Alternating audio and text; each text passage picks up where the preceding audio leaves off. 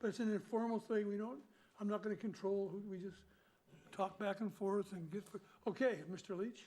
Yeah, Valerie, you had Well, something? I just would suggest that if we're going to hear like public testimony, that we limit it to 3 minutes. Yeah. Because we're still trying to formulate a plan and, Again, that will occur after we finish without Sure. in our face, Valerie. Good, But I would agree with that yep, put a limit on it. Yeah. okay. Okay, Mr. Leach? Thanks, Mayor. Thank you for, thanks everyone in the Assembly for being here tonight. I appreciate the very informal work session here to at least get some guidance and move forward. Here's yet another packet of information on what we know right now with CARES Act funding. There's still a lot of unknowns out there, and things are changing every day. But one of the constants is that we're still poised to receive just over $14 million in three different slugs of money throughout this process. That said, we've had lots of discussions with AML, with other communities. We've got our Economic Resiliency Task Force that I believe Mr. Mosier listens in on. So we've heard lots of input from our local businesses, our nonprofits, citizens, fishermen, you name it. We're hearing the message loud and clear for where the funds can be redirected to help everyone.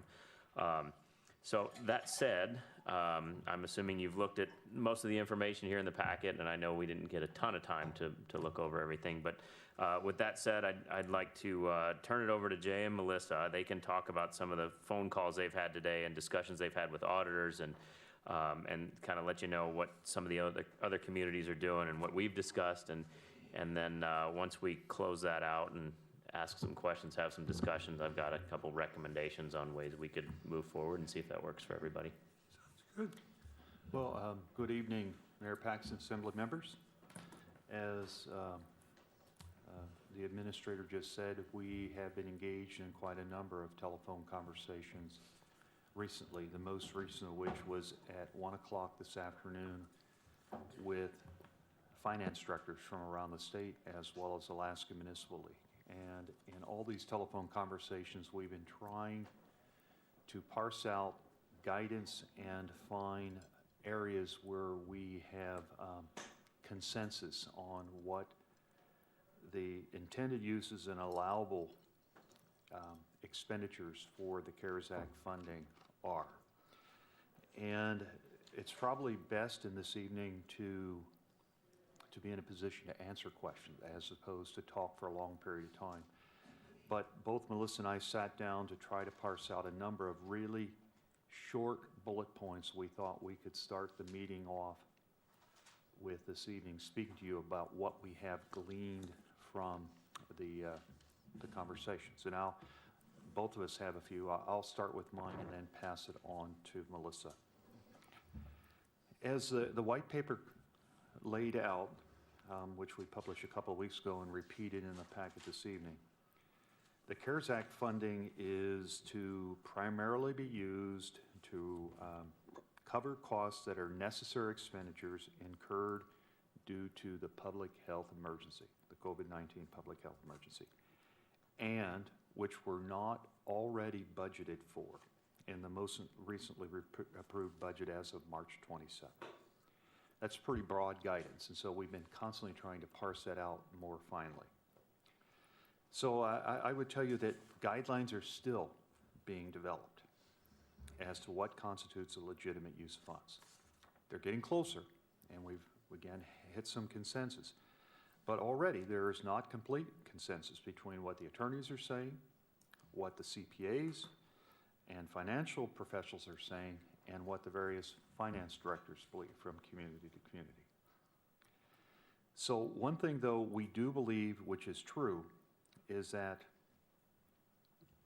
the closer an expenditure is tied to responding to or mitigating a direct effect of COVID-19, as opposed to an indirect effect, a secondary economic effect, but a direct effect, the more legitimate that reimbursement or expenditure of the CARES Act funding is.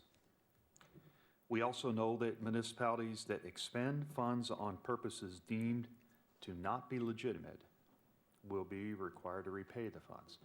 And that deeming to be not legitimate could come right away, or it could come at a later period of time. It may come several years from now.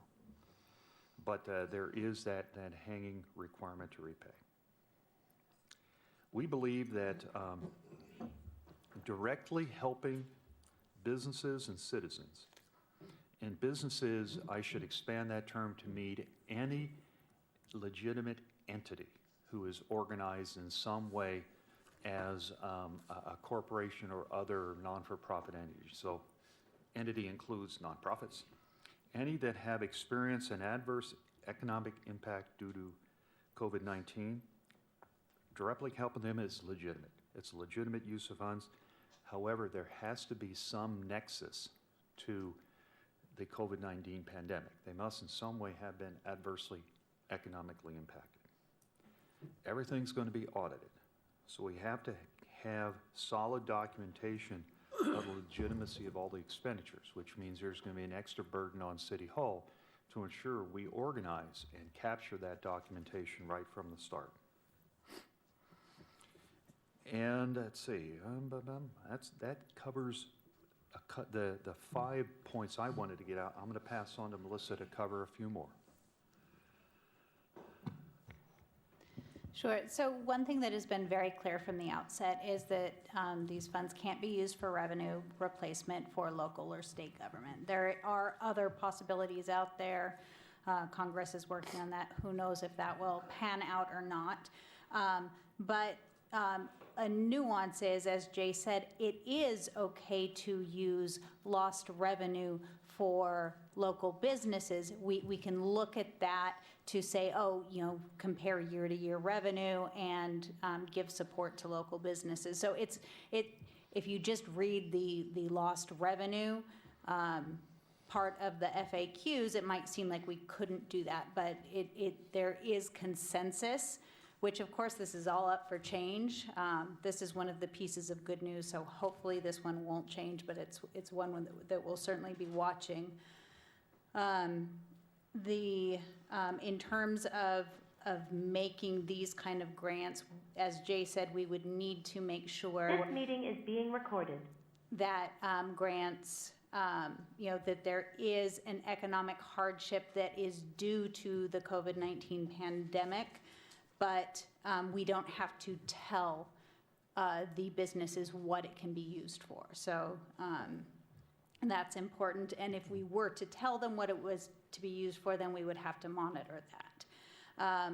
We have found, while they say no expenses that were budgeted can be covered with CARES, it's looking more and more likely that we can cover expenses for staff who have been, that their normal tasks have been derailed and they're spending time on COVID-19 related impacts. So that's not, it's not revenue replacement, but these staff people are not doing their normal job. They're being pulled away from their normal job to do something else. But with this, documentation is key, and we can't just 6 months from now say, oh, this person spent 3/4 of their time on COVID. It needs to be documented with timesheets. And timesheets, when it comes to this, are pretty golden. And so we'll be working with staff, whether the Assembly decides, this is one of the uses for CARES Act funds or not. We're going to be working to document it so that if we choose to cover that, we'll be able to.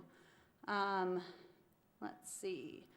We're approaching this in a very open fashion with our auditors. We want to get preemptive advice. So that's where tonight's meeting can help us. If we get a sense of where the Assembly wants to go, then we can run things by our auditors. In a lot of cases, a program implemented in one way might not be eligible. Those expenses might be deemed ineligible, but as long as we craft the program in a way that will comply with the CARES Act requirements, such as documenting economic hardship, things like that, then they'll be eligible. So we just want to take every preemptive step we can to avoid having to return any of these funds. This is definitely evolving. There's very different opinions right now among finance professionals and attorneys. So we hope there will be more guidance, but there is not much hope that there will be more guidance. So our approach is going to be to ideally document things as much as possible, and tying things directly to COVID is going to be really important. And see, it definitely looks like the possibility of using CARES Act money to help with utilities, even though in a way it does address municipal revenue. It's a legitimate use as long as it's tied to a COVID hardship on the part of the person receiving any funding. So I think that's all I have that's in addition to yours. I'd like to then just end by repeating what the primary Treasury guidance was. It's just 5 bullet points that will really help to frame the discussion of what to use the funding for. The purpose of the funding, when we look at it in a broad strategic sense, is to try to do two things. The first is to reimburse local governments for unplanned expenditures required to respond to the pandemic, and that would be to mitigate or to otherwise respond. I mean, the key thing is unplanned expenditures related to the pandemic. Aside from that, it's also intended to get it out into the business and private sectors of the municipality to help offset those secondary effects of the pandemic on individuals who have lost their employment, businesses who've lost their customers, who've been adversely impacted, so they have the ability to tide this through and weather this out. They're not intended to reimburse local governments for the loss of revenue. Now, there is some discussion at the national level about potentially amending the guidance, but that's not happened yet. They're not a windfall here for us to be able to pay for pre-existing budget deficits, deferred maintenance, unfunded capital projects, etc. We can't consider it like that.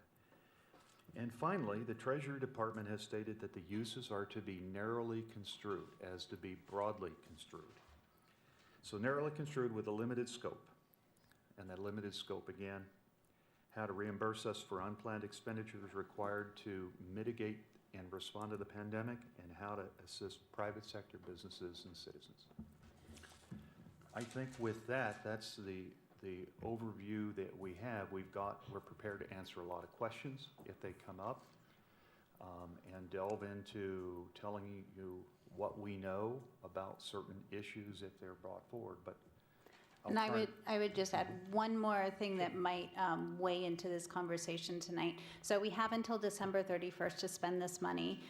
The disbursements, the first one we get once the grant agreements are signed and everything's square with the state. But then after that, we have to spend down 80% of that before we can get the next disbursement. So that is something that's important as you're formulating program ideas and things like that to keep in mind. And in expending, we will in most cases need a supplemental budget appropriation to spend, because the whole idea is to cover expenses that aren't already budgeted for. Now, in some cases where we've talked about the ability to reimburse ourselves for some direct labor of our staff devoted to response to COVID-19, such as time cards of firemen and emergency responders, that's already budgeted. And so that's an ability we can simply transfer. But I have also agreed with Melissa that even though we could transfer without an ordinance, because you've already approved the expenditure of those funds in a prior appropriation, it's important for audit purposes to have everything that's a transfer documented here. And so we still will go forward, even if it's transferred, probably with an appropriation to document it. Yeah, question for Jay, if I can, to clarify something. On your list, two things. One, on item 5, you said possible error. As I read that, these are just what some other cities have done, they're not requirements by any stretch. That is correct. There are Okay. requirements.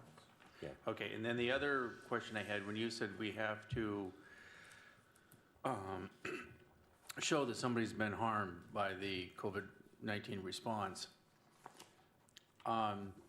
is there any guidance as to how detailed, because, in my mind, we should be asking as few questions as possible to keep it simple. And so we don't have to go and look at tax returns or anything like that, right?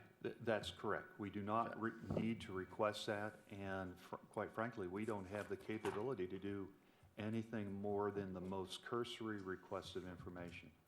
My idea would be that anybody who is wanting such aid, they would almost check a box or block that says, yes, I was adversely impacted or my business adversely impacted.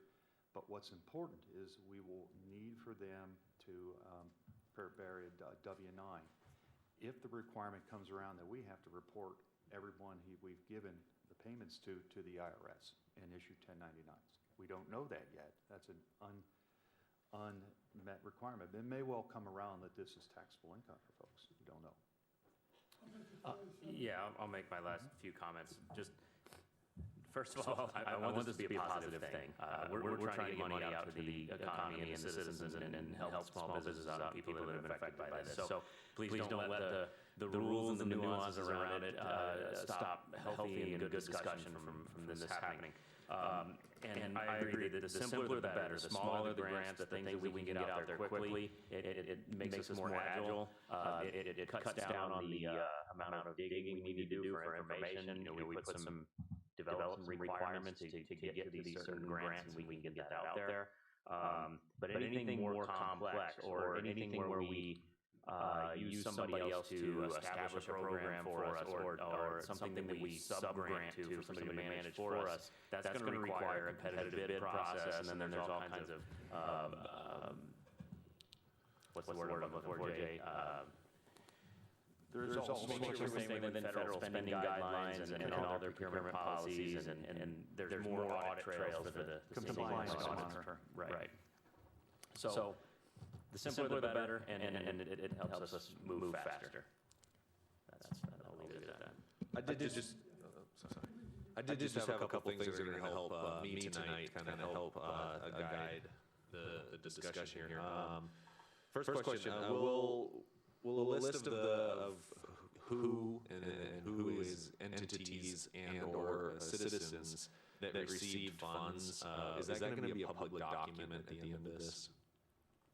I don't know. I turned to ask our clerk because it would be if somebody requested under FOIA the release of that information, and I wouldn't know that answer. So I would either turn to Sarah or Mr. Hansen in the back for a lifeline here on that question. Okay, because I think there could be potential for people to request to see that. I don't know if we can release that or not, but I think it's something to look into in this process so that perhaps we keep an easily accessible list for government entities or anyone else who might be requesting it.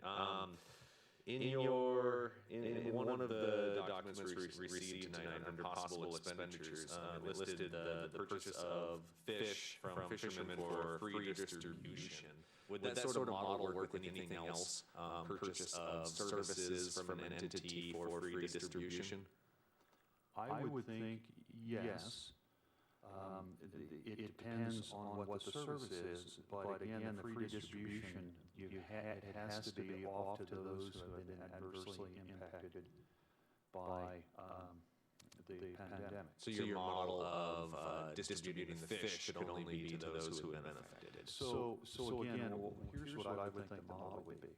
The fish are there available to have. You come by, and by virtue of you coming by to pick them up, you are then tacitly agreeing that yes, you have been adversely impacted. Okay, oh, so a flower shop could have a bucket of free flowers outside for anyone who would have been adversely affected. I think the difference there is fish is a food which is a staple to families, and flowers to some degree would be a luxury. That I would think the fish would be the flowers. Or a mental health necessity, depends on how you word it. Okay, we'll leave that one. So I think I would come back, though, to one of the bullet points that I made this evening, and I'll just kind of repeat it again. It's important here. The closer an expenditure can be tied to responding or mitigating a direct effect of COVID-19 versus an indirect effect, the more legitimate it is. So there's perhaps better ways to do it than the free distribution. And then my last question, how much money do you anticipate having left for the assembly to start talking about after we take out our administrative fees and costs? I know that the assembly had dedicated some emergency funding to this that I believe will be reimbursable. You mentioned a couple times that we should set aside some money for possible administrative fees down the road. I just don't know how much out of this 14 million that's going to take up. And so, I'm assuming that we're not talking about we'll only have 3 million to hand out. But do you have even within the $500,000 ballpark? I would think 99% of it. I think here you're probably going to have well nigh maybe several $100,000 at the most is cost of administration here, and the vast majority is available to be spent. And that includes repaying our emergency expenditures due to COVID? That's an interesting question. But that comes from FEMA right now. The emergency expenses we're getting reimbursed from FEMA right now. But yes, it's a different pot of money. Awesome. Great. Well, that's what we're discussing tonight. To think that only those that are needy are the only ones affected, I would argue. I think everybody in Sitka has been affected, whether it be the cost of groceries or the cost of flying in milk or eggs or whatever when you couldn't get it, or buying more products from Amazon when they weren't available in the stores. I agree the nonprofits have been affected. Right now, my main concern is the businesses that are struggling. We've received several letters from businesses that don't know how they're going to pay their utilities. They don't know how they're going to pay their rent. They don't know how they're going to pay their property tax. While one person suggested that we pay property tax, I don't think that's totally legal. But my advocacy would be for like a rebate into utility accounts, and I think that would be a very fair way to do it, because I think we have about 3,500 utility accounts. If we put $1,000 in each one, that would be fairly easy to do.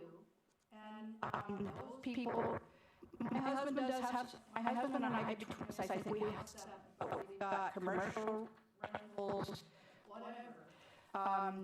So maybe that's a conflict of interest, but I think that's a very fair way to start helping immediately. Once we, or if we do get the funds, I think the legislature is still meeting, trying to figure out if and when. One of my preferences. Thank you. If I can amplify that, and as I said earlier, Kevin and I are working on exactly that, on an ordinance to get going on that. Unfortunately, our initial idea was drop $1,000 in every account, and that's not, we run into the means test on that. But I think we can make a very simple,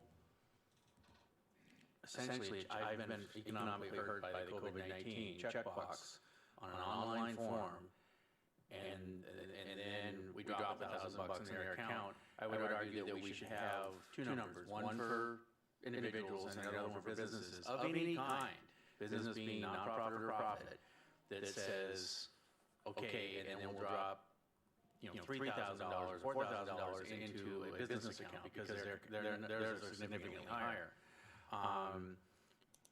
If back of the envelope, that looks like it would be around $4 to $5 million. Like if everybody took. Not everybody, but if say between 50 and 75% of the people took advantage of it, we would be looking around $2 million for residential and probably the same amount for commercial, because there'd be less of them, but they'd be higher. And then I would say that we should turn right around and do something very similar with grants. Just a very simple, maybe a little bit more information so that we can have a sliding scale for the businesses that have been hurt, so that it's not just our utilities. That'll cover whatever, anything from taxes to rent to payroll. And get this out the door. And, you know, I would hope, I mean, the amount that we can offer isn't going to help Elm Rain a whole lot, but it will some. But the Fine Arts Camp, of course, is another major employer that completely lost all their business this year. Pretty much everybody that has anything to do with tourism has been hurt. And I don't think we have a whole lot of questions. I don't think we should be looking at tax returns or anything like that. If we just set a fairly standard amount, and we may do it again in July. Public health to get the machine and have them run it, because there is a nurse there and she could administer all of that. But the question is what is the reference lab aspect to it? The Cleveland Clinic study showed Abbott rapid test was 85% in its ability to show a true positive. And so if you're going to be dealing with numbers like that, it could give you a false sense. And so it depends on, when you say rapid test, to me, I want a good test with a high sensitivity and maybe even a good specificity. So I like the idea of the city obtaining machinery and running it. And to me, the best place would be through public health. But the question is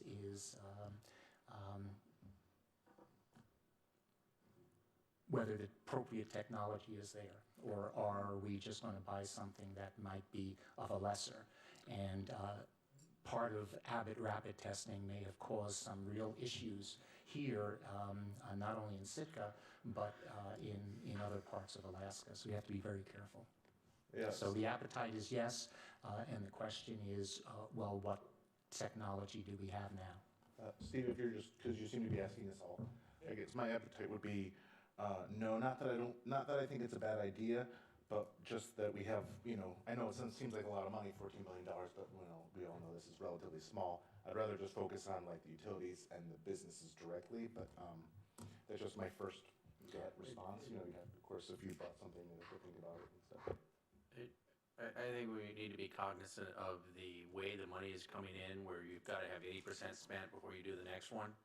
So I guess my thought is we reach for the low-hanging fruit for this first round, and then we have a little bit of time to work. I'm sure the schools are going to ask for some of this, specifically for the computers for everybody. I mean, I think it's been shown to be pretty important. It'll probably be a fairly big bill, and they probably won't get all of it, but I don't know how many they would actually need, because they've got some now. But again, if we look at the timeline, it's May 19th, and time we get, and we will have, because we're spending money, we will have to do ordinances. We're talking basically 3 weeks before we can have anything out there, and then we're only a few weeks from the end of, we're well into June, and we've got to have it spent by the end of June. So we've got to kind of get going on this first chunk of money, and then we have about $8 million left that we would be working on some of the more complicated things. So we can't dispense any money till we have an ordinance for the next 2 meetings, is that true? We can meet at any time we can meet at any time. You can call a meeting, and I certainly wouldn't mind coming here to do a special ordinance. Other things that we do have to consider, and that is we can spend it for mitigation, even for future COVID aspects. And there's the notion of food security. I remember I said a noun when we started here. people, places, and things. I think, and that's also the triage, but we also need to consider the notion of food security. We also need, we were paying how much did we pay for masks? It's anytime you really need something, the price is always up. And the notion is we need to procure and stockpile, I'll say, additional supplies, and to really be ahead of the game. And all of these things need to come into play. And that I know it all should go into utility accounts, but that is only one part of the puzzle. We need to sound the depth of what the demands are going to be in order to know how to allocate. And I think that's what's called a budget. And I think that we need to have some budget wisdom here in beginning to determine allocations for this so we don't run out of money. And then all of a sudden we're screaming when a second wave comes and we don't have enough masks and we don't have enough of this and enough of that. And so, especially with IT needs and the ability to communicate and function, I mean, there are all kinds of interesting things that have been outlined for us, and all of them need to be taken seriously. And I think we need to do it in an appropriate way, which is creating a budget, making assumptions, oh my gosh, and spending our money and getting the biggest bang for our buck. I know it sounds great to just stick it in accounts, but we can do that. And we could do it all, but it has to be measured. So what's the process that you envision for getting input from business communities and our individuals? And what's the expectation for the next, say, 3 weeks in terms of? The first step tonight was to gauge Assembly's guidance and desire to even want to do that. And we get that loud and clear that that's something you want. The next step then is to try to put, as the Assembly's mentioned, some type of structure to it in terms of how and how much. And Can I outline that, Jay? I'm sorry, I don't want to interrupt Kevin if he had something, but I.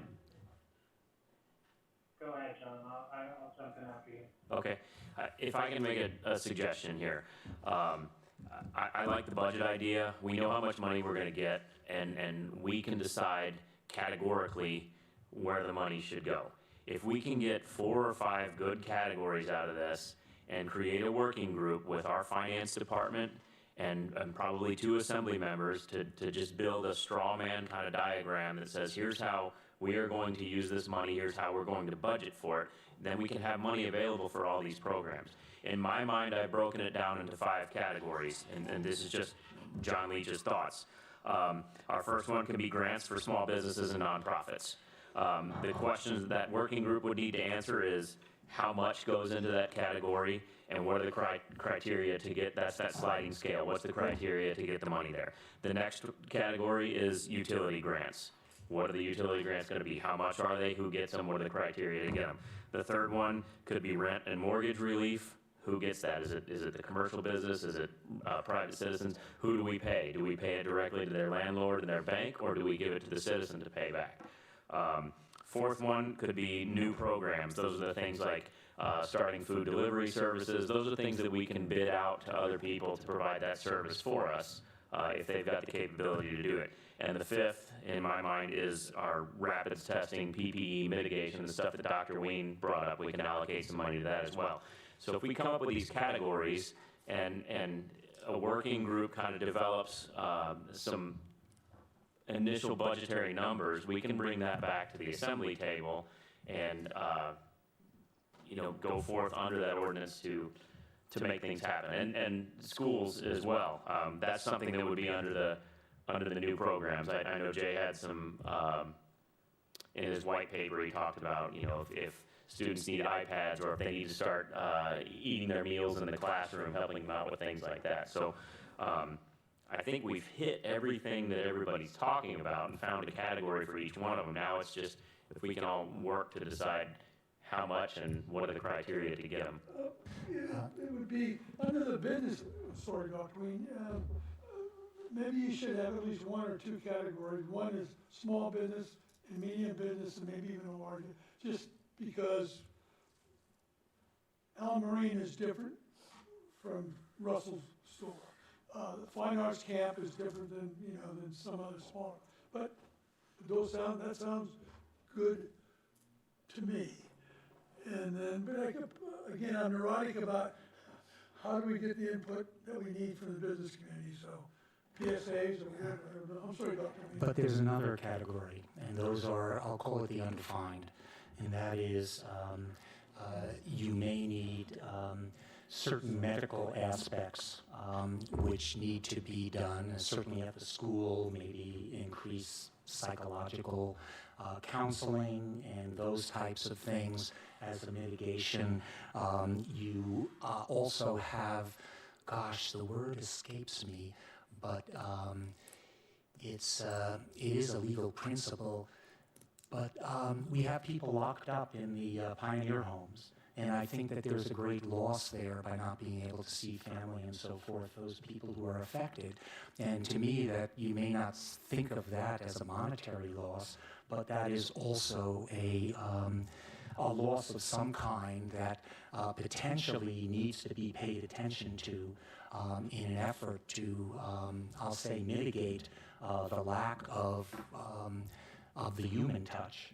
And I think that that is something very important, because even though we, according to the governor, I guess on the 22nd, we are allowed to open up fully, I do not believe that citizens at risk, meaning those in long-term and pioneer, will have that same ability, or at least the risk will be that much greater. So there are other needs that are out there that we really need to consider. And, I appreciate everything, and this is a broad brush. Can't make everybody happy, but we can certainly do our best. And we need to think about all that stuff. Kevin Knox, I'm sorry. Yeah, please. Yeah, so I think, it's been touched on by a number of different people that we're looking at things that are very immediate, short term that we need to address, and then there's going to be a lot of stuff that we're going to have to address in the long term. I think one of the sectors that we haven't really looked at, both, at least tonight, haven't really fully discussed about if we are truly going to start opening up, our childcare crisis it's way over the top at this point. Talking with a number of the different childcare providers within the city, the licensed childcare providers like Betty Eliason, SJ Childcare, and then during the school year, the preschool with Madison Preschool. The changes that they're already having to consider, and then the changes that they're going to have to consider even after we open up and into the future. Our childcare resources were already way past stress, and now looking at even a July or a June 1 opening for most of them, if they can even do that at this point, they're only taking in maybe a third of the capacity that they used to have. So we're asking people to go back to work. We're asking families to commit to going back to their original jobs that they were in before all of this, yet we don't have a place to put a lot of kids. And I speak a bit passionately about this because my family's in this position. And we don't know what to do exactly. And, talking with my son's childcare provider, she doesn't know what to do. She doesn't know how to deal with this, both tomorrow and then, 6 months from now. It's just the landscape for childcare has really changed. And I think if we really do want to get people back into their jobs and get back to work and, really open things back up again, we're going to have to address this. And I think that particular thing has to happen very soon. I think Dr. Ween's also right, very much so. We need to address food security. Our food bank system and, other food providers in Sitka through this whole time has been, maxed out. Their pantries are fairly empty. They're having a hard time, distributing sometimes. They're doing a phenomenal job for, where they're at right now. But, we're going to have to look at how this all plays out and, got to help them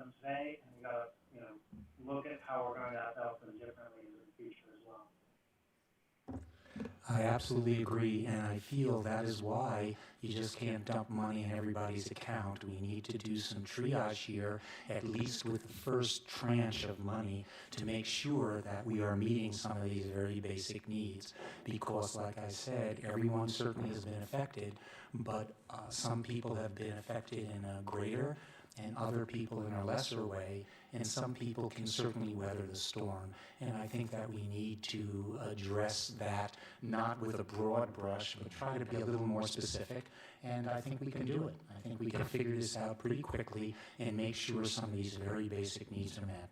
So I had an idea, just to move things along, so we've all come up with these ideas. What if we had a special meeting fairly soon to put the ordinance Tora and I are working on, just to find out if it's going to go anywhere, because we don't want to be waiting on this, just to see if it's going to go anywhere. And in the meantime, have John form that working group to start working on ideas to present to the Assembly, some hard, specific ideas. I would love to be on that, but if it's not the will of the Assembly, that's fine. But my initial idea is to get this ordinance started, just to see if it'll get passed. Otherwise, we would just be spinning our wheel. I don't think we can have a special meeting realistically before next meeting. Next Tuesday. Yeah, I mean, You just want to do Tuesday? Yeah, Tuesday. If we get an ordinance in tomorrow, next day, we can do it the yeah, next well, Tuesday. if we put it in Tuesday's meeting, and then maybe we can decide to do a special meeting Okay. That at sounds that good. meeting. Yeah. And if we feel like we want to try and get it passed. Yeah, I just want to be talking about what we might do, and then, let's get on it, and if this fails, then it fails. But- Yeah, and it feels, that's fine. Okay, Mr. Leach, scouts out, we need to get orders in by this next Tuesday. And, other comments from the Assembly before? So another thing on this working group, my understanding is tribal entities will be getting a lot of, or not a lot of, but will be receiving some funding as well. Jay, They already have. They have? They So have do money in the we- bank.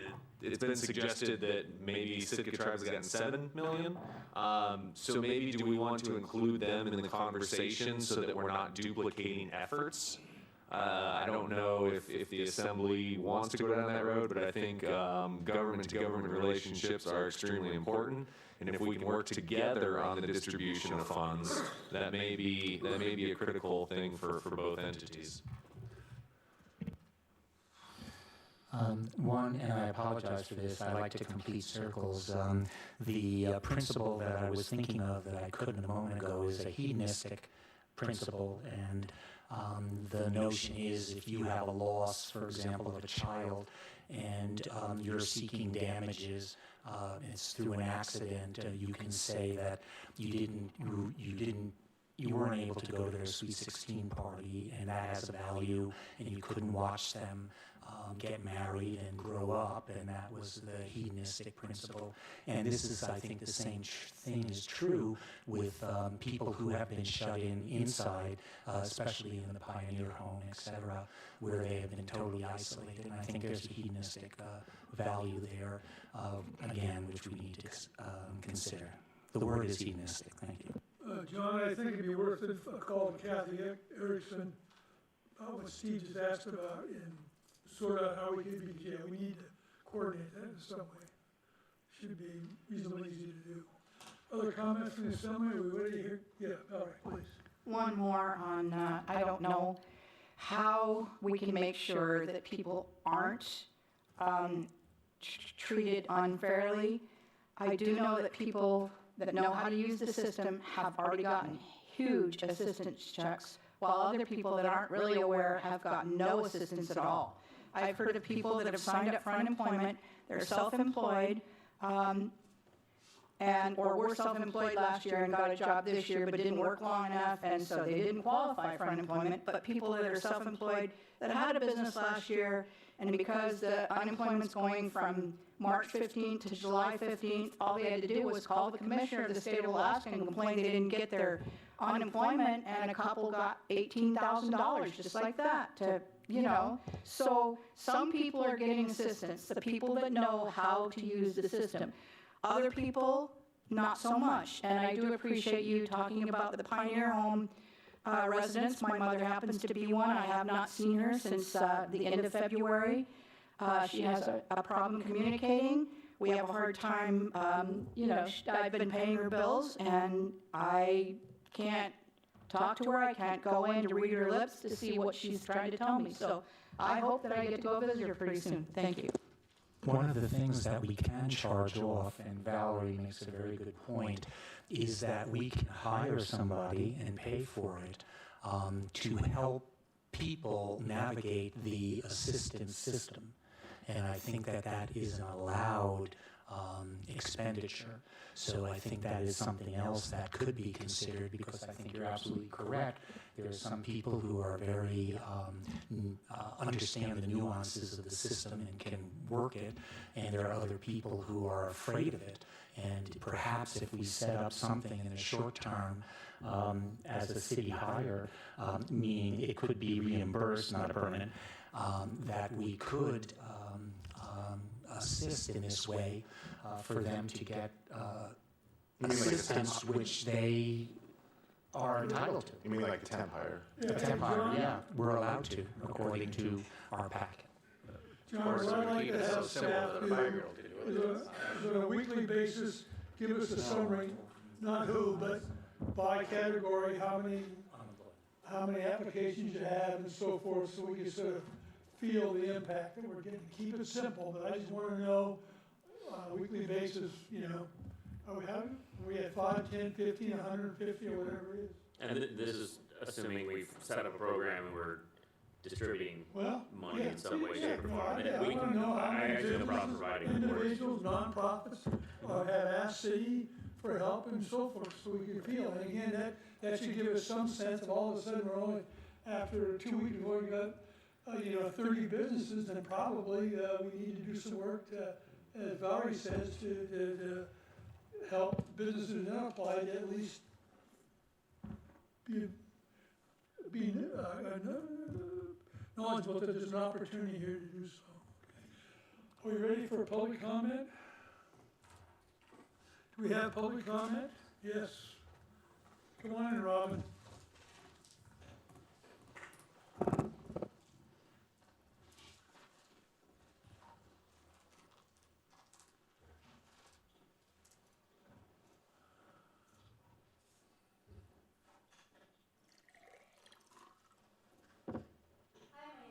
Chairman, I am the program manager for Sitka Legacy Foundation, and I also represent the nonprofit sector on the Sitka Economic Resiliency Task Force. I appreciate all of your commitment to getting CARES Act funds out to the residents, businesses, and nonprofits in Sitka who need the funds. I think your intention is wonderful.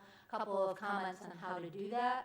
I appreciate Dr. Ween's comments about needing to make sure that the funds are getting to the people who most need them. I think that's true of individuals, nonprofits, and businesses. So I hope that we can avoid a one-size-fits-all approach. Everybody has been impacted, but some have been impacted more than others.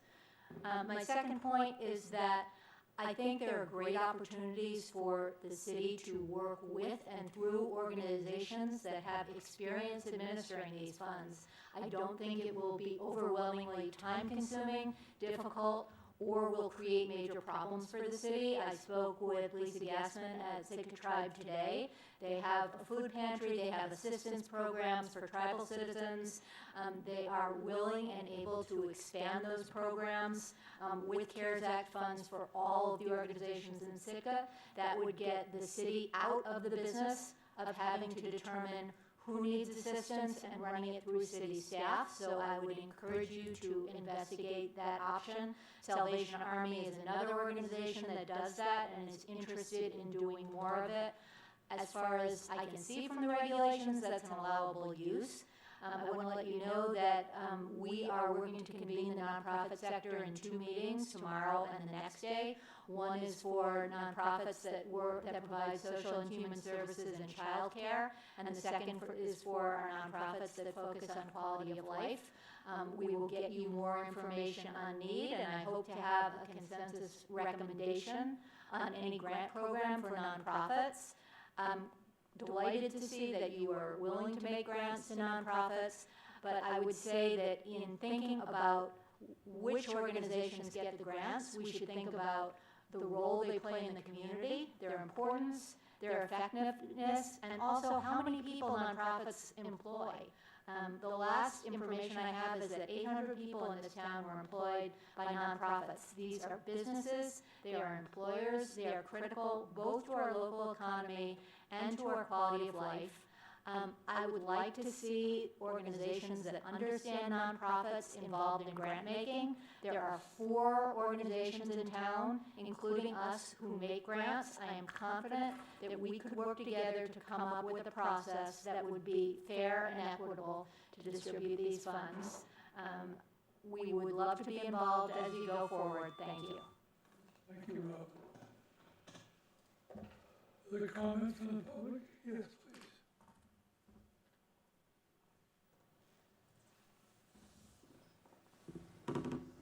Thank you, Assembly, for the chance to speak with you this evening. My name is Becky Myers, and I'm the General Manager of Raven Radio. I want to mirror Robin Sherman's recommendation to the Assembly to consider the input made by nonprofits in the distribution of CARES Act funding and to avoid a one-size-fits-all solution to the issue of helping everybody, all organizations in Sitka. Raven Radio has been considered an essential business by the state, and since March 11th, we've been working 4 out of 5 full-time people constantly. So that's about 1,600 hours of dedicated work to COVID-19. I know that we have definitive needs in social services and direct service to people, and I would ask for consideration for nonprofits serving the community in order to make sure people are safe. That's mostly what I wanted to say. Thank you for your consideration and for helping the community meet our needs in this really important time.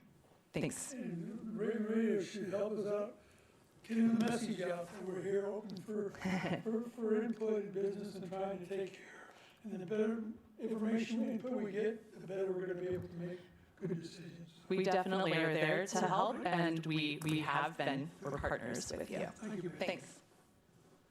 Okay, Assembly, other stuff, are we ready to? Okay, good, thanks, everybody.